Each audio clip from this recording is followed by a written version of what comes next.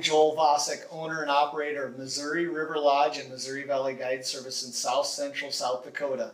We've been in business 20 years doing wild bird hunts for South Dakota ringneck pheasants. We also do prairie chicken, sharp-tailed grouse, and obviously Hungarian partridge, quail, and all sorts of different animals. Our typical season starts here the third Saturday of October. That's when the pheasant season opens. But prairie chicken is another bird that we also hunt in South Dakota, and that starts September, usually the third Saturday, which would be September the 17th most years. Whatever the third Saturday falls on is when our chicken season would open. We do fishing trips starting like late February, March, April, phenomenal walleye fishing. May, June, July, September, October, we fish nonstop. We run 6 to 7 guide boats per day out on the lake. We get limits of walleyes daily, lots of nice fish in the 1 to 4 pound class range with your 8 to 10 pounders occasionally. We also do a lot of smallmouth trips here.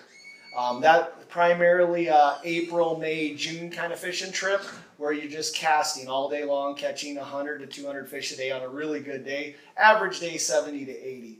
But the big thing that you're going to see in the video that we just got done shooting, it is January 1st, 2017.